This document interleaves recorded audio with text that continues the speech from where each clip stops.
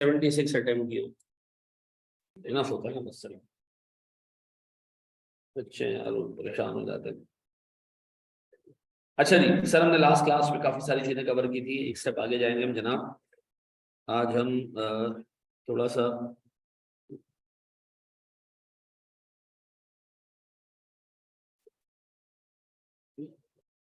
ये लेके कौन जाता है ये हैं? काशिफ को ये दे दे हैं? वो दे दिया बस, सही। इसको यहाँ कहीं बांध दो यार, ठीक है ना।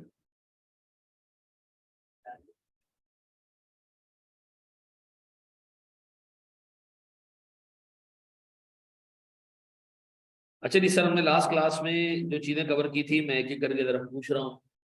देखते हैं जी तुम लोग की तैयारी कैसी है, चीजें घर पे देख के आते। मैंने होमवर्क दिया था, किया वो हैं? कर लिया सब? कितने लोगों ने नहीं किया, क्यों? कल वाला मैं सो गया था सर, और इसके बाद सोने के बाद मेरे घर वालों ने मुझे सुबह 11 बजे जगाया, ऐसा ही ना है? क्वेश्चन तो सीधी सी बात है, मैं यहाँ से जाने के बाद ही बनाऊंगा, तो क्वेश्चन तो इसी तरह आया करेगा, कोई 8, 8:30, 9, 10 बजे भी आएगा। आप लोग सुबह उठ के कर लो। कितने मिनट का क्वेश्चन था? हार्डली 10 मिनट लगे होंगे किसी को सॉल्व करने में। देखो मैं आज आपको एक बात बता दूं, आप ये रेगुलर साथ साथ में नहीं करोगे ना होमवर्क, मैं आज आपको पक्की एक बात बता रहा हूँ, चाहे आपकी अकाउंटिंग कितनी अच्छी करो, आप पेपर पास नहीं कर सकते। आप अफोर्ड कर सकते हो कि आप 2 होमवर्क करो, 2 छोड़ दो, कॉस्टिंग में 2 करो, 1 छोड़ दो, लेकिन FAR 1 में नहीं करोगे, मैं तुम्हें ऑनेस्ट टू गॉड बता रहा हूँ, आखिर में रिग्रेट कर रहे हो।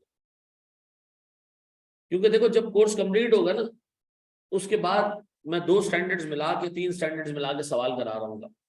अब उस वक्त अगर आपका ये हाल हो कि आपको स्टैंडर्ड ही याद ना आ रहा हो, तो फिर उस प्रैक्टिस को भी आप मल्टीप्लाई बाय 0 कर, और फिर मुकद्दर में सिर्फ फेलियर होता है, मैं आपको बता। तो आप हाल देख लो क्या है, उसके बाद भी अगर आपका ये एटीट्यूड है तो फिर मुझे बहुत अफसोस है, ठीक है ना। देखो जिम्मेदार बनो, थोड़ी सी ना चीजों की जिम्मेदारी लो, ठीक है। जिम्मेदार बनो का मतलब ये है कि यार एक काम तुम्हारे जिम्मे है ना कि करना है, तो उसको कंप्लीट करो यार, उसके बगैर तुम लोगों को पता नहीं कैसे नींद आ जाती है। मुझे तो ये समझ नहीं आता यार, कल तुम लोगों पे कोई जिम्मेदारी डाली जाए, तो कंपनी की जिम्मेदारी डाली जाए, तुम लोग क्या परफॉर्म करोगे यार। मैं तो ऑडिट में यार, मुझे अभी भी याद है, मैं बकरा ईद का दिन था, मैं पूरी रात हम फॉर्म में रुके हुए थे, UBL का ऑडिट चल रहा था। सुबह आए, कुर्बानी करनी थी, कुर्बानी की, और फिर 11:30 बजे वापस फॉर्म। आप लोगों ने तो शिकायतें लगा लगा के कि अल्लाह ये क्या हो रहा है मेरे साथ, और ये मेरे साथ क्यों हो रहा है, और ये क्यों हो रहा है, और वो क्यों हो रहा है। तुम लोगों ने तो बेड़ा गर्क कर देना है। थोड़ी यार जान मारनी है, ये वो प्रोफेशन नहीं है इंजीनियर्स का काम, ये इंजीनियर नहीं है, इंजीनियरिंग नहीं है ये, ठीक है जी। ये कोई मेडिकल का भी वो नहीं है, डॉक्टर्स भी यार इतनी मेहनत कर, तुम लोगों को बहुत अलग हिसाब किताब, ठीक है ना। मैं तुम्हें एक एक 10 सेकंड की बात तुम्हें और बता मेरे भी सिस्टर इन लॉ के लिए एक रिश्ता आया था। बंदा क्या करता है क्या नहीं करता है, मैंने सिर्फ उसमें एक आदत ऑब्जर्व की, वो बंदा जिम्मेदार है या नहीं, वो रिस्पॉन्सिबिलिटी फील करता है या नहीं करता। वो उसकी आदतों से, बातों से, काम करने के तरीके से, जिंदगी के पैटर्न से पता चल जाता है कि जिम्मेदार कितना इंसान। जो बंदा जिम्मेदार नहीं है ना, उसकी मिसाल एक जानवर की है, खुला घूम रहा है, उसको परवाह ही नहीं किसी चीज की। इंसान बाउंड होता है सर अपने रूल्स एंड रेगुलेशन से, कायदे कानून के साथ चल रहा है। मेरी रिक्वेस्ट है यार, छुट्टी नहीं करो, होमवर्क पे छुट्टी नहीं करो, ठीक है जी मेरे बच्चे।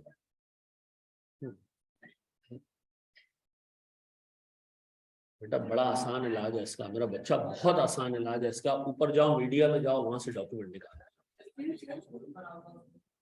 तो मुझे एक बात बताओ, अगर कल ग्रुप नहीं बना तो इसका मतलब तुम्हारे पास लाइसेंस आ गया कि तुम होमवर्क ना करो, तो फिर होमवर्क बिल्कुल ढूंढना पड़ता होगा। आप मुझे बताओ कि मीडिया में डॉक्यूमेंट से भी नहीं मिल जाता है?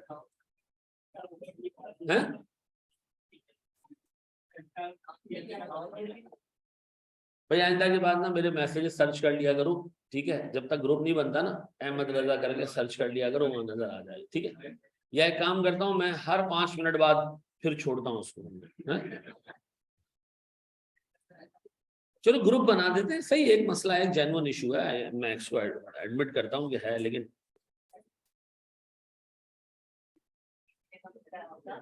यार सिर्फ एक मिनट। चलो जी सर, मेरा एक सवाल है दोस्त, एक क्वेश्चन है मेरा।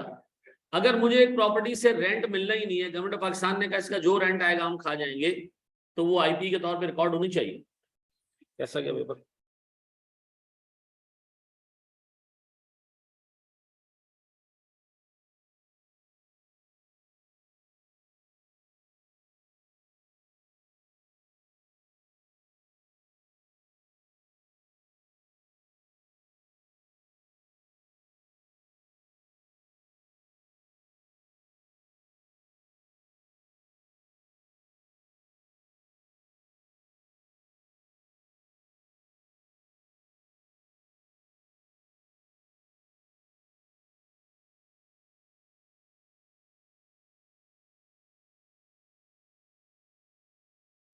बोर्ड में देखो दोस्त।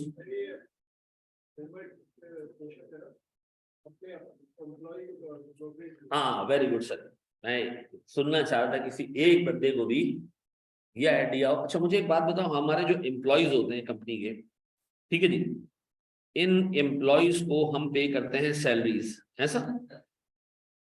एक एम्प्लॉय की सैलरी है, मिसाल के तौर पर यार एक एम्प्लॉय है, उसकी सैलरी है सिर्फ 10,000 रुपये, ठीक है। अब आपने उसको कहा यार एक मकान ढूंढ के दे दो, या एक कस्टमर ढूंढ के दे दो जो हमसे मकान किराए पे ले ले। अच्छा वो ढूंढ के ले आया, उसने कहा सर मुझे क्या इनाम मिलेगा? मैं सैलरी के अलावा भी तुम्हें इनाम चाहिए? उसने कहा जी सर। मैंने कहा नहीं है। इसका मतलब है उस बंदे को इंक्रीमेंटल कोई अमाउंट नहीं मिली। हाँ उसकी सैलरी है से 10,000 पूरे महीने की, उसने पूरा महीना ही कस्टमर ढूंढने में लगा दिया, ये 10,000 रुपए की सैलरी ब्रोकरेज में काउंट होगी? नहीं। क्यों? ये 10,000 रुपए की सैलरी आप उसको वैसे भी पे करते अगर वो बंदा आपके लिए ये वाला स्पेसिफिक काम ना करता। सर बाज़ औक़ात एम्प्लॉय को आप पे करते हो इंक्रीमेंटल अमाउंट, ये क्या है जी? इंक्रीमेंटल अमाउंट का क्या मतलब है? इंक्रीमेंटल अमाउंट का मतलब ये कि भाई सैलरी तो है तुम्हारी, बाहर जाओ बंदा ढूंढ के लाओ, 5,000 रुपए एक्स्ट्रा देंगे। अगर इंक्रीमेंटल अमाउंट है तो आपने ब्रोकरेज को कंसिडर करना है, ठीक है जी। फिर आपने ब्रोकरेज इंक्रीमेंटल अमाउंट वाली प्रॉपर्टी की कॉस्ट में ऐड करनी है, ठीक है जी। अगर सैलरी आपने पे की है और आप वैसे भी पे करते हैं, अगर ये बंदा काम ना करता तो आपने ये अमाउंट इन्वेस्टमेंट प्रॉपर्टी में ऐड नहीं करनी। इन्वेस्टमेंट प्रॉपर्टी में कौन सी अमाउंट ऐड होगी? जो आपने अगर अपने एम्प्लॉय को क्या किया है, एडिशनल पे की है। मिसाल के तौर पर यार हमारे एम्प्लॉय अली गौर, मैं कभी कभी उसको ले जाता हूँ, यार मेरे घर की बिजली की तारें सही कर दे, ये सही कर दे, वो होल्डर चेंज कर दे, फलाना चेंज कर दे।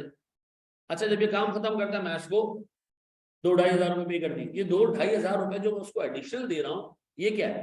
Incremental amount. ब्रोकरेज नहीं है, इंक्रीमेंटल अमाउंट है। ब्रोकरेज क्या मतलब? बंदे ढूंढ के ला रहा है क्या? हाँ जी।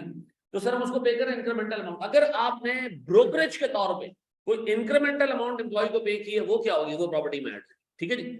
और जो सैलरी वगैरह वो ले रहा है वो ऐड नहीं होगी। तो मुझे बताओ हमें कैसे पता चलेगा कि ये इंक्रीमेंटल थी या नहीं थी? हमेशा इंक्रीमेंटल होगी अनलेस कि एग्जामिनर लिख के दे कि ये पैसे उसको वैसे भी पे करने थे अगर ये काम ना करता, ठीक है जी। अगर लिखा हो ना ब्रोकरेज पेड टू एम्प्लॉय, आपने वो भी इन्वेस्टमेंट प्रॉपर्टी में ले लेना। क्यों? क्योंकि हम अज्यूम करेंगे कि एग्जामिनर ने जो हमें अमाउंट दी है वो क्या है? इंक्रीमेंटल है। डन है? पक्का हो गया जी? अच्छा जी आज हम आगे बढ़ते हैं दोस्त। सर गौर से सुनिएगा दोस्त, मुझे एक बात बताएं सर, मेरे पास इन्वेस्टमेंट प्रॉपर्टी को सब्सीक्वेंटली, कैसे सब्सीक्वेंटली? सब्सीक्वेंटली का मतलब है खरीदने के बाद। इसकी सब्सीक्वेंट मेजरमेंट कैसे होगी? सब्सीक्वेंट मेजरमेंट हमने पढ़ा था दो तरीके सब्सीक्वेंट मेजरमेंट के। कौन कौन से? सर एक हमारे पास है कॉस्ट मॉडल, एक हमारे पास है फेयर वैल्यू मॉडल। ऐसा? ये कॉस्ट मॉडल है, ये fair value model. Please board पे देखिएगा दोस्त। जो कॉस्ट मॉडल पे था हमने कहा जी एसेट को हम डेप्रिशिएट करेंगे। अच्छा डेप्रिसिएशन कैसे बुक होगी? हम एसेट की कॉस्ट लेंगे, ठीक है जी, और इसमें से माइनस करेंगे क्या चीज? एक्सपेक्टेड रेजिडुअल वैल्यू, और उसको डिवाइड करेंगे किससे? लाइफ से। ऐसा? तो हमारे पास सर डेप्रिसिएशन आ जाएगी, ठीक है जी।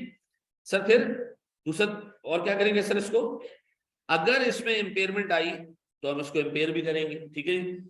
और सर फिर हम इसको क्या करेंगे? इसकी फेयर वैल्यू हम डिस्क्लोज करेंगे, चाहे हम इसको कॉस्ट मॉडल पे कैरी कर रहे हो तभी हम इसकी फेयर वैल्यू क्या करेंगे, डिस्क्लोज करेंगे। अच्छा फेयर वैल्यू पे चलेगा तो हम इसको मेजर ही करेंगे किसके ऊपर, मेजर करेंगे फेयर वैल्यू। ऐसा सर हम इस पे कोई डेप्रिसिएशन चार्ज नहीं करेंगे, कोई इम्पेयरमेंट चार्ज नहीं करेंगे।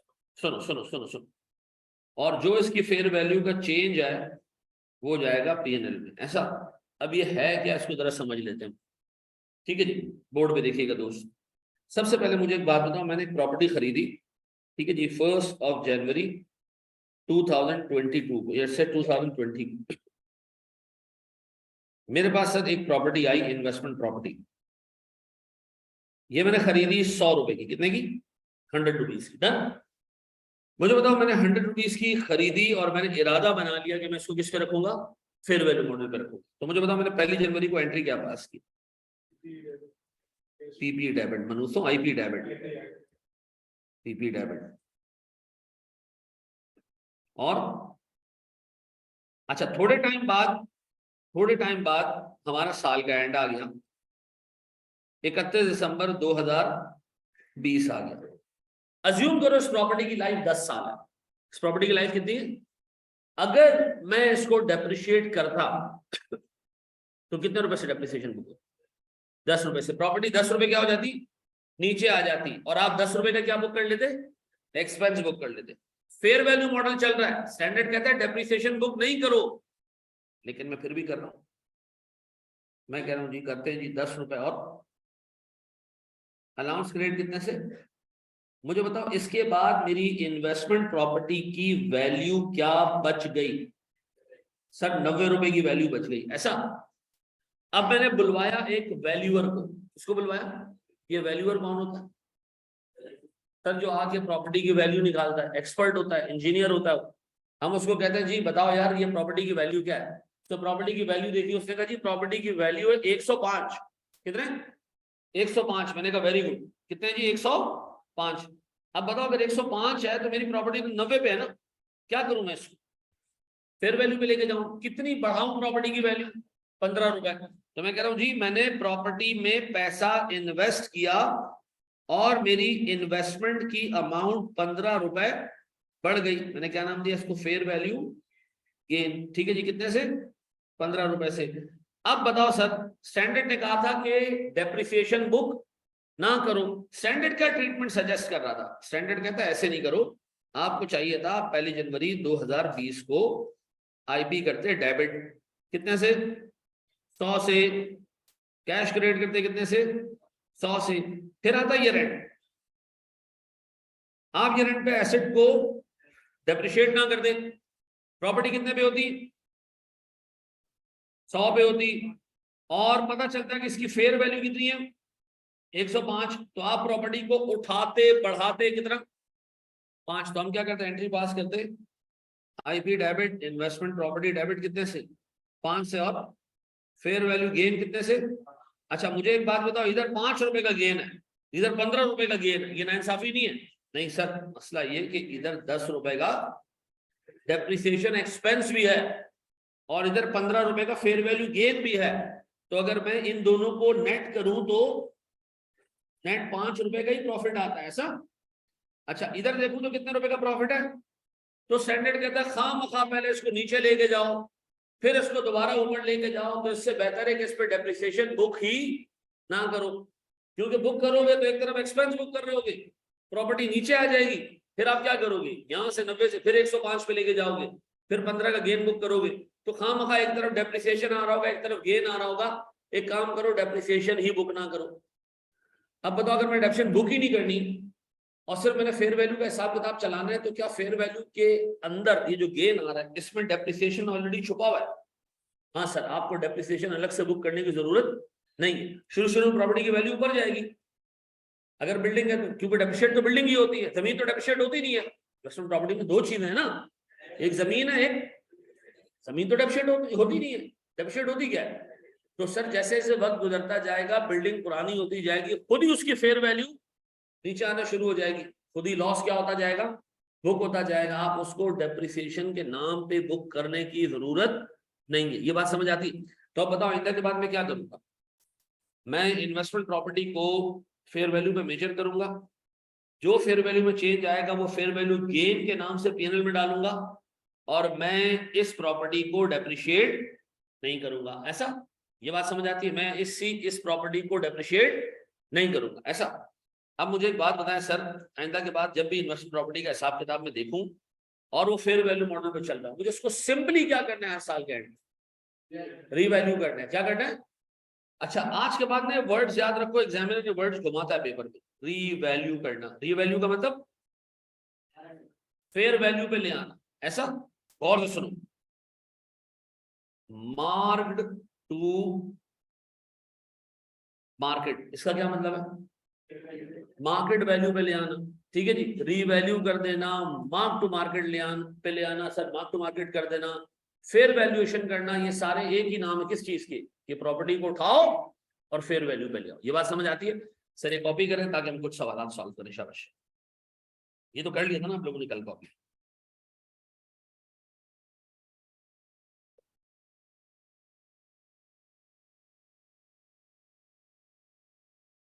या अल्लाह तेरा शुक्र है,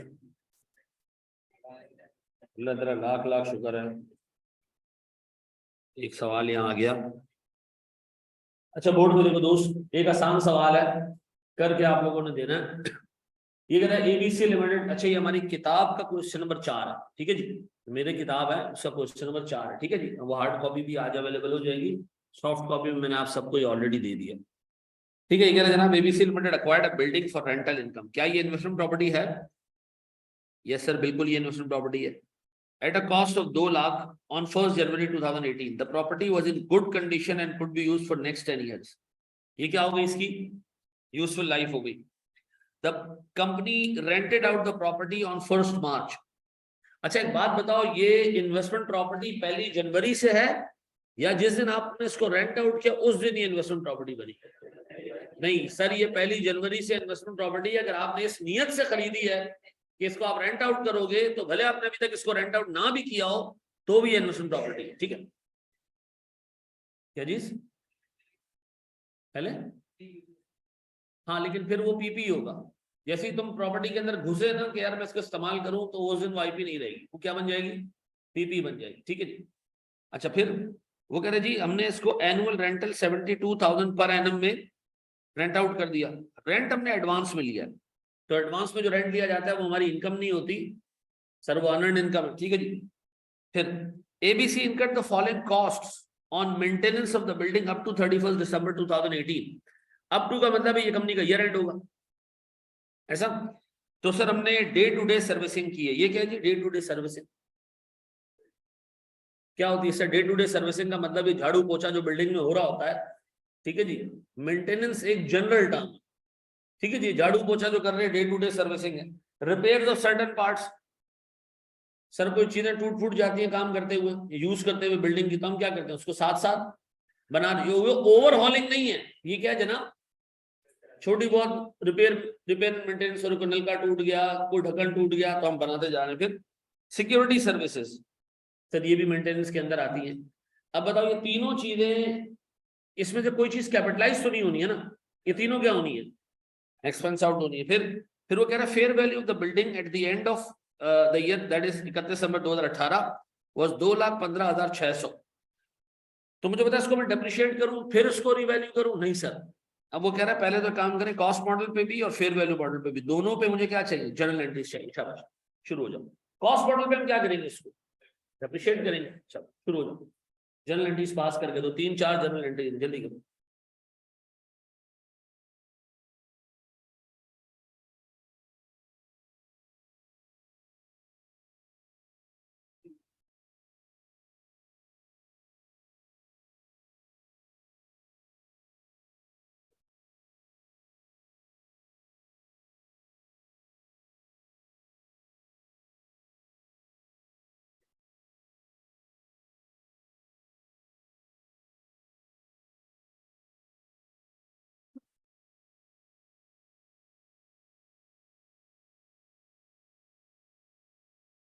जी मेरे बच्चे,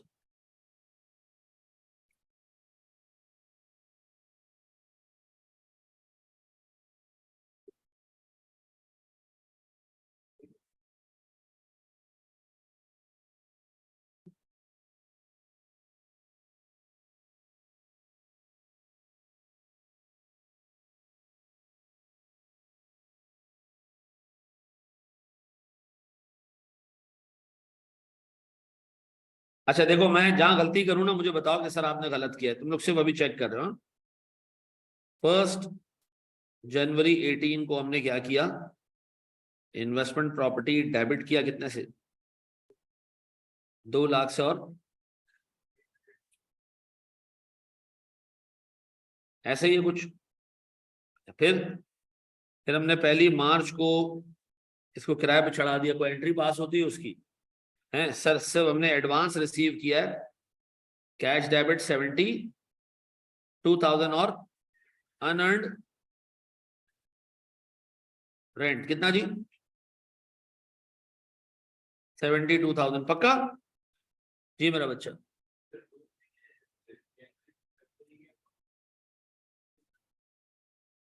नहीं अभी तो हमने रेंट रिसीव किया है ना, पूरे साल का रेंट हमने एडवांस में ले लिया ना। उर्दू देखो क्या लिखा हुआ है, वो एनुअल रेंटल 72,000 हमने कलेक्ट कर लिए, ठीक है जी। और हमने रेंटल क्या किया, एडवांस में ले लिया। हम ऐसे थोड़ी करते हैं कि जी इस साल में 4 महीने बाकी तो 4 महीने का रेंट दे दे, बाकी अगले साल देना, नहीं। जब पूरे साल का रेंट दोगे तो पूरे साल का रेंट ले लिया, कलेक्ट कर लिया हमने। अब इसमें से कितनी इनकम इसमें से बुक करनी है वो अलग बात, ठीक है। हम इनकम कितनी बुक करेंगे इसमें से, 10 महीने की, 8 महीने की, 10 महीने की, जो भी हो, ठीक है जी। अच्छा जी, अब बताएं सर मेरे पास 1 मार्च अब कोई एंट्री बचती है बाकी, नहीं सर। अब मैं कहा रहा हूं सर 31 दिसंबर पे सबसे पहले सर मेंटेनेंस एक्सपेंस डेबिट कितने से, ये तीनों मिला के 12,000 बनते हैं, और मेरे पास से कैश चला जाएगा कितने से भैया, 12,000 से पक्का।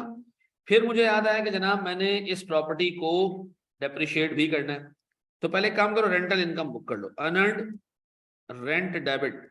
अच्छा 72,000 का रेंट है, तो अगर 12 से डिवाइड करोगे 12 महीनों से तो 6,000 रुपए आ जाएगा पर मंथ। तो तुमने 1 मार्च से दिया ना इसको, तो मार्च का पूरा महीना काउंट करना है हमने, मार्च अप्रैल मई जून जुलाई अगस्त सितंबर अक्टूबर नवंबर एंड दिसंबर, 10 महीने हो जाते हैं। तो अब बताएं 10 महीनों का मैं क्या करूं, और ये 60,000 ऐसे आए कि 72 डिवाइडेड बाय 12 मल्टीप्लाई बाय 10 ऐसा। और मैं क्या करूं, क्रेडिट क्या कर दूं, रेंटल इनकम कितने से, 60,000 से पक्का। यहां तक बात क्लियर हो गई सर। 31 दिसंबर, अब मुझे क्या करना है सर, या तो प्रॉपर्टी को डेप्रिशिएट करना है या मैंने प्रॉपर्टी को रिवैल्यू करना है। अगर मैं कॉस्ट मॉडल में चल रहा हूँ तो डेप्रिशिएट, पहले डेप्रिशिएट नहीं डेप्रिशिएट करूंगा, पहले वैले नहीं, फिर रिपीट कर दूं। अगर आप कॉस्ट मॉडल पे चल रहे हो तो खाली डेप्रिशिएट करोगे, और फेयर वैल्यू मॉडल पे चल रहे हो तो खाली रिवैल्यू करोगे। अब बताओ मैं क्या करूं, उसको डेप्रिशिएट करूं। 31 दिसंबर कितने से सर, 2 लाख डिवाइडेड बाय 10 कितना जी। अगर इधर रेजिडुअल वैल्यू होती तो माइनस कर दे, यस सर। फिर अलाउंस कितने से जी। अब बताएं मेरे बच्चों, ये कॉस्ट मॉडल की एंट्रीज थी, believe me fair value model में भी यही एंट्री पास होगी, कैश इसी तरह कलेक्ट होगा, ठीक है जी। मेंटेनेंस एक्सपेंस ऐसे ही बुक होंगे, रेंटल इनकम ऐसे ही बुक होगी। हाँ लेकिन बस सिर्फ एक डिफरेंस आएगा, वो क्या है सर, आप जो है वो डेप्रिसिएशन बुक नहीं करोगे बल्कि प्रॉपर्टी को क्या करोगे, रीवैल्यू कर दोगे। अच्छा प्रॉपर्टी कितने पे रीवैल्यू हो रही है, 2,15,600 पे। तो बताओ मैं क्या करूंगा, 15,600 रुपए की इनकम बुक कर लूंगा। कैसे, IP debit, investment property debit कितने से, 15,600, और फेयर वैल्यू गेन, और ये गेन कहां जाएगा, 15,600 ऐसा। अब सुनो, अब एग्जामिनर को इस सवाल में मस्तू सूझी, उसने कहा भैया एक काम करो, जो फेयर वैल्यू मॉडल वाला हिसाब है उसमें जरा मुझे स्टेटमेंट ऑफ कॉम्प्रिहेंसिव इनकम का एक्सट्रैक्ट बना के दे दो। क्या बना के दे दो, स्टेटमेंट ऑफ कॉम्प्रिहेंसिव इनकम का ये एक्सट्रैक्ट क्या होता है, तो पूरा पीएनएल तो नहीं है ना हमारे पास, कुछ पोर्शन है हमारे पास, कुछ रेंटल इनकम है, कुछ डेप्रिसिएशन या फेयर वैल्यू का गेन है, यही हमारे पास, पूरा पीएनएल तो नहीं है, जिसको हम कहते हैं एक्सट्रैक्ट ऐसा। अब बताएं अगर मैं फेयर वैल्यू मेथड से स्टेटमेंट ऑफ कॉम्प्रिहेंसिव इनकम का एक्सट्रैक्ट बनाऊं, प्यारे बच्चों तुम्हें कौन कौन से एक्सपेंसेस और इनकम नजर आ रहा है। सर मुझे मेंटेनेंस एक्सपेंस नजर आ रहा है, कितने का, 12,000 रुपए का। तो मैं यहां लिख रहा हूं सर मेंटेनेंस एक्सपेंस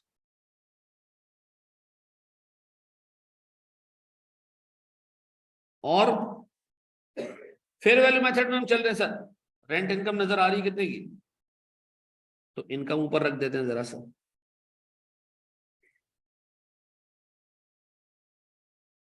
अब बताओ और क्या नजर आ रहा है, फेयर वैल्यू गेन भी नजर आ रहा है, ये भी एक इनकम है। पीएनएल में जाएगा ये फेयर वैल्यू का गेन कितने से,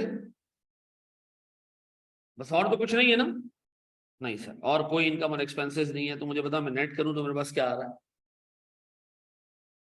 नेट प्रॉफिट एंड लॉस।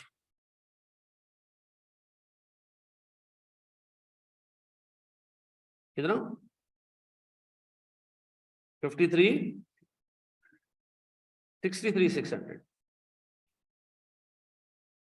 ऐसा ही मेरे बच्चों, ऐसा ही है। बोर्ड पे देखते रहो, बोर्ड पे देखो, नहीं लिखो नहीं लिखो नहीं लिखो नहीं लिखो, पूरा टाइम दूंगा लिखने का, रुको। एग्जामिनर ने कहा लगे आ तो जरा स्टेटमेंट ऑफ फाइनेंशियल पोजीशन का भी एक्सट्रैक्ट बना के दे दो। अच्छा जी, बोर्ड पे देखना, मेरे पास एक तो इन्वेस्टमेंट प्रॉपर्टी आएगी financial statement of financial position में, कितने पे, 2,15,600, बस कैश, कैश नहीं आता, छोड़। Very good sir, unearned rent आएगा सर, अनअर्न्ड रेंट एक लायबिलिटी है, लायबिलिटी है, कितने की आएगी सर, 72,000 रुपए का रेंट आपने रिसीव किया था, आउट ऑफ 72,000 60,000 आपने इनकम बुक कर ली, बट स्टिल 2 महीनों का रेंट 12,000 रुपए आपके पास अनअर्न्ड के तौर पे आ रहा होगा, और वो भी एज अ लायबिलिटी। ऐसा एसेट आपके पास एक ही आ रहा होगा और लायबिलिटी आपके पास एक आ रही होगी, ऐसा। अगर यही स्टेटमेंट कॉम्प्रिहेंसिव इनकम बनता है किसके हिसाब से, कॉस्ट मॉडल के हिसाब से, तो क्या चेंज होता है इसके अंदर, रेंटल इनकम ऐसी आती, मेंटेनेंस एक्सपेंस भी ऐसी आता, सिर्फ एक डेप्रिसिएशन एक्सपेंस आ जाता और ये फेयर वैल्यू का गेन नहीं आता, ऐसा। अच्छा, बैलेंस शीट उसमें प्रॉपर्टी आ रही होती 1,80,000 रुपए, क्यों, डेप्रिसिएशन के बाद, ऐसा है ना। क्या मैं तुम लोगों से इतना एक्सपेक्ट करता हूं कि अगर मैं एक सवाल दूं और मैं उसके कहूं कि एंड पे बैलेंस शीट और पीएनएल का एक्सट्रैक्ट बना दो, तो तुम्हारी आदत बनती जाएगी, ऐसा। फिर तुम एंड में आके परेशान नहीं होगे कि यार इतनी सारी चीजें बैलेंस शीट और पीएनएल में क्यों आ रही, तो तुम्हारी आदत बनती जाएगी एंट्रीज में से चीजें निकालने की, कर लोगे। आगे बढ़ो मेरा दोस्त, ये कॉपी करना है, बढ़ जाना आगे।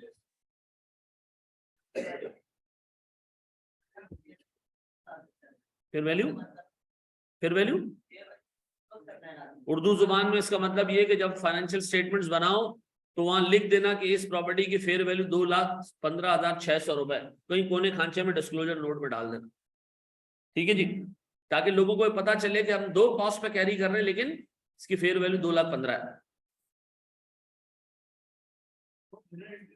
नहीं जनरल रिकॉर्ड नहीं करना ना, देखो 2 चीजें होती है, सुनो, एक चीज होती है रिकॉग्नाइज करना, ये गौर से सुन लो, एक चीज होती है रिकॉग्नाइज करना, एक चीज होती है डिस्क्लोज करना। कंपनी को फ्यूचर में एक ग्रांट मिलने वाली है, कंपनी को फ्यूचर में एक ग्रांट मिलने वाली है, रिकॉग्नाइज कर दे, नहीं सर, ने डिस्क्लोज भी नहीं करेंगे, ठीक है जी, वो आगे जाके हम देखिए। अब बताएं जी, और सुनो, मैं कुछ एग्जांपल दे रहा हूं sir. Investment property cost model पे कितने रुपए पे रिकॉग्नाइज होगी, यहाँ पर 180 पे, लेकिन हम नीचे अंग्रेजी जुबान में लिख देंगे कि इसकी फेयर वैल्यू 2,15,000। यह है डिस्क्लोज करना। डिस्क्लोज करने का मतलब है कहीं रिकॉर्ड नहीं करना आपने, सिर्फ फाइनेंशियल स्टेटमेंट्स में नोट्स में जाके लिख देना, लाइंस एक लाइन अंग्रेजी में लिख देना। इससे क्या होगा, जो बंदा फाइनेंशियल स्टेटमेंट्स रीड करेगा वो कहेगा ठीक है, हमने प्रॉपर्टी तो कॉस्ट मॉडल पे रखी हुई है लेकिन इसकी फेयर वैल्यू इस वक्त कितनी चल रही है, तो वो पता चल जाएगी बस। और कोई ऑब्जेक्टिव रिकॉर्ड नहीं करना उसको मेरे बच्चों, रिकॉर्ड करने का मतलब है रिकॉग्नाइज करना। चलो मैं एक छोटी चीज बताता हूँ, देयर इज अ 100% चांस कि हमें 2 लाख रुपए पे करने पड़े, एक लायबिलिटी है, 100% चांस है पे करने का, तो और लायबिलिटी क्या होगी, अल्लाह ताला का कोई फरिश्ता आगे बताएगा कि कितने पैसे पे करने हैं, किसका, कौन सा, ये दोनों ले जा भाई, सारे ले जा, मुझे बस एक ही चाहिए। हाँ जी, एक अमाउंट है 2 लाख रुपए की, एक गवर्नमेंट के इदारे ने हम पे पेनल्टी लगाई और उसने कहा जी आपने 2 लाख रुपए देने, लायबिलिटी है। यस सर, 100% है। 90% चांस है तो हमने कहा हम कोर्ट जाएंगे, हम बच जाएंगे, लेकिन देयर इज 90% चांस कि हमें पैसा पे करना पड़े, लायबिलिटी है। यस सर, रिकॉर्ड करो। 50% से ऊपर चांस है कि हमें पैसे देने पड़ेंगे, क्लाइंट कहता है प्रोबेबल है, रिकॉर्ड करो। 50% से कम चांस है, अब हमें शायद पे करना पड़े, लेकिन ज्यादा चांसेस है कि हम पे। अब स्टैंडर्ड कहता है इसको रिकॉर्ड ना करो, डिस्क्लोज करो। क्या कर दो? मैंने ये समझाना ऑब्जेक्टिव नहीं था, सिर्फ दो चीजों में फर्क बता रहा था। रिकॉर्ड करना किसको कहते हैं, डिस्क्लोज करना किसको कहते हैं। रिकॉर्ड करना किसको कहते हैं, जर्नल एंट्री पास करो। डिस्क्लोज करना किसको कहते हैं, कोई जर्नल एंट्री पास करने की जरूरत नहीं, सिर्फ मेंशन कर दो ताकि लोगों के जहन में रहे कि ये तलवार लटक रही है, किसी भी वक्त हमें पैसे पे करने पड़ सकते। डन। अब बताएं जी, बढ़े सब आगे। चलो मेरे बच्चे एक और सवाल देखते हैं।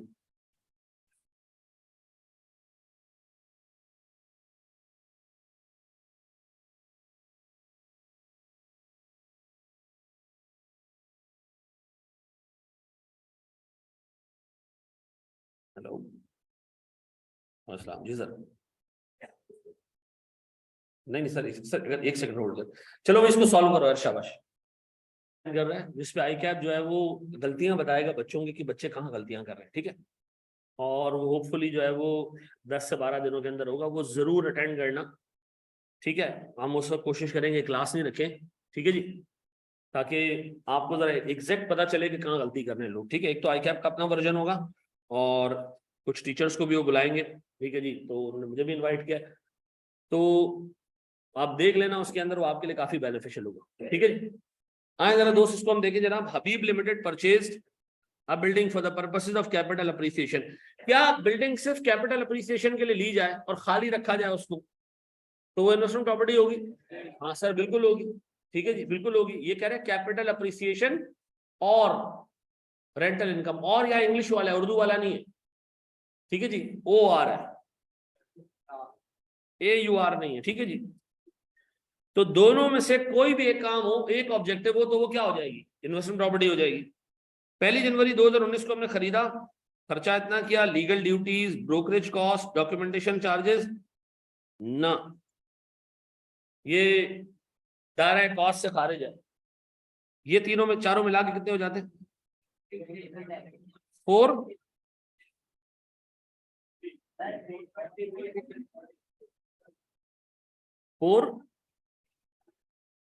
4.3 मिलियन। अच्छा बोर्ड सारी चीजें छोड़ दो। बिल्डिंग की यूजफुल लाइफ 20 साल है,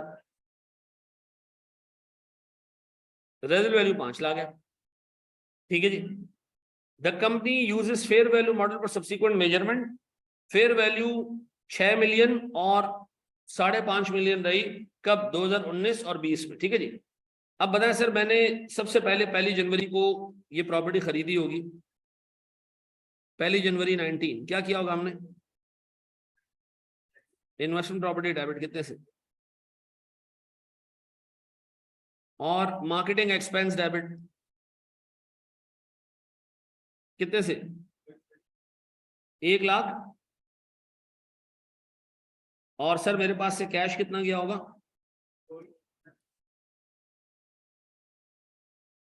पक्का जी? सब ने एंट्री में ये पार्ट मिस कर दिया होगा। अच्छा किया होगा, आगे बढ़ो सर। फिर मेरे पास कैपिटल अप्रिसिएशन है, तो मेरे पास रेंटल इनकम तो कुछ नहीं होगी। फिर सर मेरे पास 31 दिसंबर आ जाएगा ना, 31 दिसंबर पे मैंने क्या करना है, 4.3 मिलियन की प्रॉपर्टी को कितने पे ले जाना है, 6 मिलियन पे, ठीक है जी, 6 मिलियन पे। 6 मिलियन पे ले जाने के लिए मुझे कितने का गेन बुक करना है, इन्वेस्टमेंट प्रॉपर्टी डेबिट कितने, 17 लाख, और फेयर वैल्यू गेन कितने से, 17 लाख, ऐसा। फिर सर प्रॉपर्टी धड़ाम से नीचे गिरी और हम औकात पे आ गए, कितनी, अच्छा थोड़ा और अभी भी ऊपर, ये सर कितना, 5 लाख से क्या करूं मैं, इन्वेस्टमेंट प्रॉपर्टी गिराऊं, क्या नाम दूं sir, very good sir, fair value loss, ये भी पीएनएल में जाएगा, यस सर। और कैश, एक बंदा आएगा बिल्डिंग से एक टुकड़ा ले जाएगा कैश का, रिवेंशियो कैश लिखा कुछ होता निकल कुछ जाए तो मसला ये बीमारी है, ठीक है। अच्छा मेरा एक सवाल है सर इस पर्टिकुलर चीज के ऊपर, मुझे एक बात बताओ, आप लोगों में से बहुत सारे लोगों ने ना पीपी के बारे में पढ़ा होगा, पीपी में रिवैल्यूएशन का भी आइडिया होगा। ये भी रिवैल्यू होता है, पीपी भी रिवैल्यू होता है, फर्क क्या दोनों? ना, इसका रिवैल्यूएशन गेन पीएनएल में जाता है, उसका revaluation gain other comprehensive income में जाता है। ये डिफरेंस मेन याद रखना, ठीक है जी। अच्छा जी, वेरी गुड सर। अब जरा बोर्ड में देखिएगा दोस्त, बोर्ड में देखिएगा, सारी चीजें छोड़ के अब बोर्ड में देखो। ये कर लिया ना सबने? किसी का कोई इशू इसके अंदर? कोई ऐसा स्पीशी जिसने को 5 एंट्रीज पास की, डेप्रिशिएट भी कर दिया हो, ऐसा कोई नहीं? अच्छा आप सुनो जरा दोस्त, गौर से सुनो दोस्त, अच्छे तरीके से एक चीज सुनना। सर बचपन में हमें कहा जाता था कि आपके अब्बा की 3000 गज की जगह थी क्लिफ्टन में, और आपके अब्बा ने 1 प्लेट चावल के अगेंस्ट उसको बेच दिया।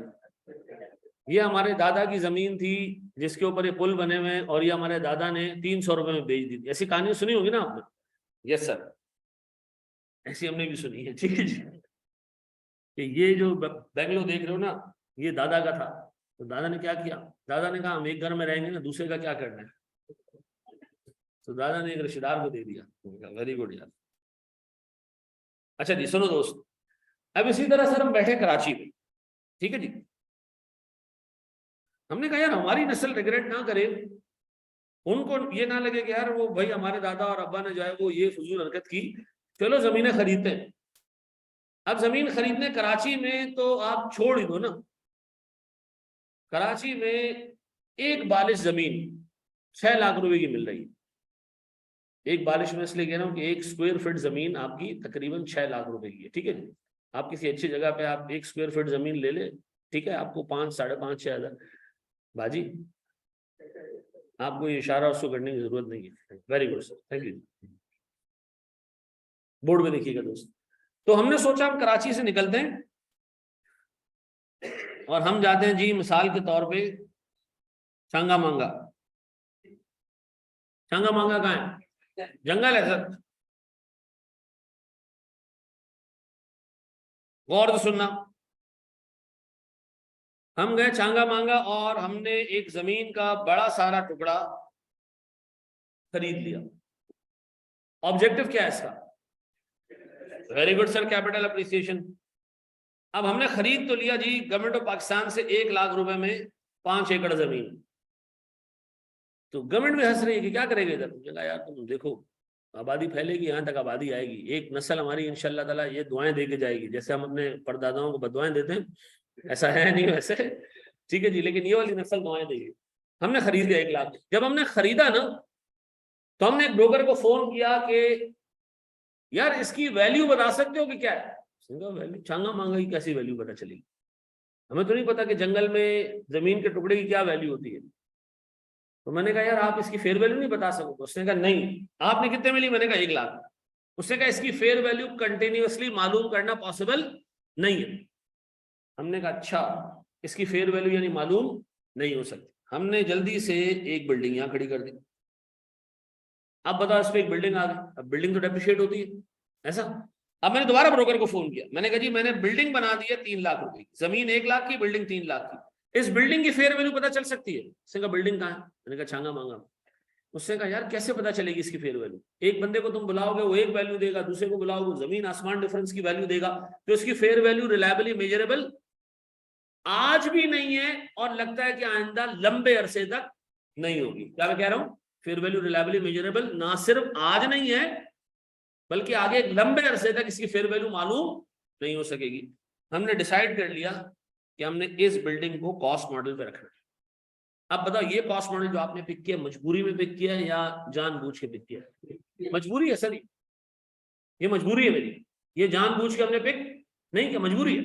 अब तो गौर सुनो, अब हमने करना है इसको डेप्रिशिएट, क्योंकि कॉस्ट मॉडल पे तो क्या करेंगे इसको। अच्छा हमने इसको डेप्रिशिएट किया पहले साल के एंड। हमने कहा जी 3 लाख रुपए की प्रॉपर्टी है, इसकी रेजल वैल्यू होगी कोई 50,000 जब ये खत्म होगी और 10 साल इसकी लाइफ है। हमने जब डेप्रिसिएशन निकाली, कितनी निकलती है, 25,000। तो हमारा ऑडिटर आया, ऑडिटर ने कहा ये डेप्रिसिएशन कैसे निकाली आपने? मैंने कहा 3 लाख की बिल्डिंग, 50,000 की रेजिडुअल वैल्यू और 10 साल की लाइफ। उसने कहा रेजिडुअल वैल्यू क्या होती है पता? मैंने कहा इंशाल्लाह ताला इसकी वैल्यू होगी, सर्टन वैल्यू होगी कुछ, जब ये इंशाल्लाह फारिग होगा। उसने कहा अच्छा, मतलब मनूस आदमी, तेरे को आज फेयर वैल्यू पता नहीं है और 10 साल बाद क्या वैल्यू होगी वो तुझे पता है। मैंने कहा ये बात तो सही कह रहा है कि जब मुझे आज की वैल्यू पता नहीं है घंटा, तो 10 साल बाद की क्या वैल्यू पता होगी। तो उसने कहा जब भी आप मजबूरी में कॉस्ट मॉडल पिक करेंगे ना, तो फिर आप रेजिडुअल वैल्यू को 0 कंसिडर करेंगे। क्या कंसिडर करेंगे? अब जब मैंने ये बात बोली ना, तो लोगों के जहनों में, कुछ आप लोगों के दरम्यान बच्चे ऐसे जिनके जहनों में ये आ गया, अच्छा कॉस्ट मॉडल में तो रेजिडुअल वैल्यू हमेशा 0 रखनी। नहीं, कब 0 रखनी है? जब कॉस्ट मॉडल आपने पिक किया हो, इसमें मजबूरी में। जब कॉस्ट मॉडल आपने जानबूझ के पिक किया हो, तो यार आप उसकी फेयर वैल्यू भी तो डिस्क्लोज कर रहे होते ना साथ साथ। तो आप फिर ये तो नहीं कह सकते कि मुझे रेजिडुअल वैल्यू नहीं पता चलेगी, आप आराम से निकाल सकते हो, कोई मसले वाली बात नहीं है। लेकिन जब आप ये व्यू लेते हो कि मैं इस प्रॉपर्टी को सिर्फ इसलिए कॉस्ट मॉडल पे रख रहा हूं क्योंकि इसकी फेयर वैल्यू कंटिन्यूअसली डिटरमिन करना पॉसिबल नहीं है, तो मैं इसको किस पे रखूंगा? कॉस्ट पे रखूंगा। अब आप ये रेजिडुअल वैल्यू 0 ही कंसिडर करोगे। It would not be possible कि आप इसमें कोई पॉजिटिव अमाउंट रख सको। पक्का? अच्छा जी, इसका मतलब है वो तमाम प्रॉपर्टीज जो आपने किसी ऐसे ऑफ शूट्स इलाकों में खरीद ली जिनमें फेयर वैल्यू ना आज डिटरमिनेबल है ना एक लंबे टाइम तक डिटरमिनेबल होगी, तो आपने उन प्रॉपर्टीज को कॉस्ट मॉडल पे रखना है और कॉस्ट मॉडल पे डेप्रिशिएट करते हुए रेजिडुअल वैल्यू को क्या रखना है? 0 रखना है। अच्छा जी, फिर हम बड़े हो गए सर, बुढ़े हो गए, मर गए, फिर हमारी औलादें आई, वो भी मर गई। फिर हमारी एक ऐसी औलादें आई जो शांगा मांगा आबाद हो चुका था। शांगा मांगा क्या हो गया? आबाद हो गया है। अब सर यहाँ इसके आसपास के इलाकों में आबादी आ गई है और अब हमारी वो वाली नस्ल दुआएं दे रही है कि दादा अब्बू ने ये 4 एकड़ जमीन 1 लाख में खरीद ली, आज ये 1 बिलियन रुपए की जमीन है। और सुनना, यानी अब फेयर वैल्यू क्या हो गई है? डिटरमिनेबल हो गई है। अब बताओ, हम तो कॉस्ट मॉडल पे चलना है, अब फेयर वैल्यू पता चल गई तो फेयर वैल्यू पे आ जाए? नहीं सर, स्टैंडर्ड कहता है भैया अब फेयर वैल्यू पे आप नहीं आ सकते। अब गौर से सुनना जो मैं बोल रहा हूं, एक ऐसी प्रॉपर्टी जो किसी ऑफशूट इलाके में आपने खरीदी है, ठीक है जी, किसी ऐसे इलाकों में खरीदी है जहां फेयर वैल्यू ना आज डिटरमिनेबल है ना लॉन्ग टर्म में डिटरमिनेबल होगी, आपने उसको मजबूरन कॉस्ट मॉडल पे रखना है। आपने रेजिडुअल वैल्यू 0 अज्यूम करनी है और आपने जिंदगी भर कभी इसको फिर फेयर वैल्यू पे नहीं लाना, भले बाद में फेयर वैल्यू रिलायबली मेजरेबल हो भी जाए। ऐसा है? तो बताएं ऐसी प्रॉपर्टीज को हैंडल कर लोगे? अब एग्जामिनर का फेवरेट मसाला, वो देता है इस तरह की प्रॉपर्टी, रेजिडुअल वैल्यू डाल देता है, और आधे गधे क्या करते हैं? माइनस करके डेप्रिसिएशन भी बुक कर दो, कहते आओ यार वापस आओ और हमारे कॉन्सेप्ट क्लियर करो कि किस तरह काम कर दो तुम्हें, ठीक है, जो बार बार फिर बुलाता है। फिर बाहर निकलने के बाद बच्चा कहता है पूरा सवाल सही किया था यार, फिर फेल क्यों हो गया मैं? भाई क्या करूं मैं? मनुष्य तरीके से पढ़ लो उसको। अब बताएं क्या हर कॉस्ट मॉडल पे रेजिडुअल 0 रखनी? नहीं, कहाँ 0 रखनी? जब मजबूरी में पिक किया। अब बताओ 4-5 पॉइंट्स याद रहेंगे। ऐसी प्रॉपर्टी जो मजबूरी में कॉस्ट मॉडल पे रखनी पड़ी क्योंकि उसकी फेयर वैल्यू ना आज डिटरमिनेबल है ना लॉन्ग टाइम तक डिटरमिनेबल रहेगी, ठीक है जी। नंबर 2, आपने रेजिडुअल वैल्यू क्या अज्यूम करनी है? 0 अज्यूम करनी है। और सर फिर जब सब्सिक्वेंटली फेयर वैल्यू पता भी चल जाए तो फिर आपने उसको फेयर वैल्यू पे नहीं लाना, ऐसा। अब मुझे एक टेक्निकल सवाल तुम लोगों से पूछना है, कुछ भी नहीं करेंगे ना। अब मेरा एक सवाल है, रुको यहाँ पर, सब्र करो, सोचो। कल जब इसकी फेयर वैल्यू पता चल गई 1 बिलियन रुपए, आपकी बुक्स में जमीन कितने पे आ रही होगी? जमीन 0 हो गई होगी ना, डेप्रिशिएट हो गई होगी, खड्डा होगा, खला में जा चुके होंगे। जमीन तो एग्जिस्ट करेगी ना, बिल्डिंग डेप्रिशिएट हो जाएगी। जमीन कितने पे आ रही होगी? 1 लाख। जमीन की वैल्यू कितनी हो गई? 1 बिलियन। अब हम कह रहे हैं यार काश हम इसको फेयर वैल्यू पे मेजर कर सकते, हम तो कर नहीं पा रहे, क्या करें? बेच के दोबारा खरीद लो। बेचें किस पे?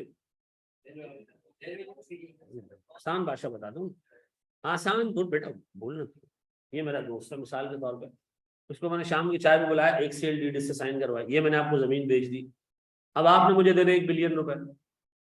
ऐसा 2 दिन बाद ये वापस आया, उसने कहा मैं जमीन आपको वापस बेच रहा हूँ, वो 1 बिलियन जो मैंने आपको दिए थे वो वापस देना। मैंने कहा तूने दिए ही नहीं, तो बस बोला आप दूंगा भी नहीं, ये मैंने आपको वापस भेज दी।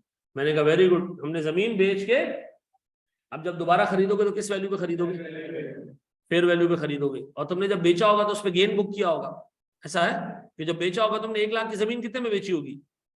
तो सर ये तरीका याद रखना, जब कोई एसेट फेयर वैल्यू पे ना आ रहा हो ना, तो उसको कत्ल करके पुनर्जन्म करवा दिया करेगा, यानी ऐसे ट्रीट कर लिया करेगा हमने नया एसेट ले लिया। ठीक है जी। बेचोगे तो क्या होगा?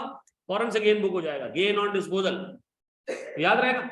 अब बताओ जी, स्टैंडर्ड क्या कह रहा है? मजबूरी में फेयर वैल्यू, मजबूरी में एसेट को कॉस्ट पे रखोगे तो वैल्यू 0, सब्सिक्वेंटली फेयर वैल्यू पता भी चल जाए तो उसको फेयर वैल्यू पे ना लेके जाओ। अब जो बात स्टैंडर्ड में ना लिखी है वो क्या है कि अगर अब भी इसको फेयर वैल्यू पे लेके जाना है तो क्या करो? बेच के दोबारा खरीदो। ऐसा है, ये कॉपी करें सर, शाबाश। हमारी क्लास कितने बजे तक है? अच्छा, कल से हमारी क्लास शुरू होगी 10:30 से। आकाश की होगी 9 से 10:30, और फिर हमारी शुरू होगी 10:30 से 12:30। ठीक है, 2 घंटे की मैं लूंगा, वो 1.5 घंटे की लिया करेगा। ठीक है जी, क्लास की बात कर रहे हैं हम। ठीक है जी, इसको कॉपी कर लीजिएगा, कल मुलाकात होगी। ठीक है, बैच का वापस बेच का। अच्छा, अब सुनो जी, एक चीज और 1-2 दिन होमवर्क भी लेके जाओ ना प्यारे प्यारे।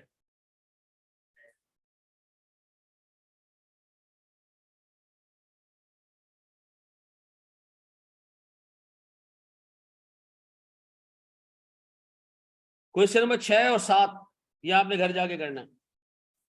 क्वेश्चन नंबर 6 और 7 ये आपने किताब से करना है, और इंशाल्लाह शाम में आपको एक छोटा सा क्वेश्चन मैं और भी दे दूंगा। है कैसा रहेगा? Thank you ji.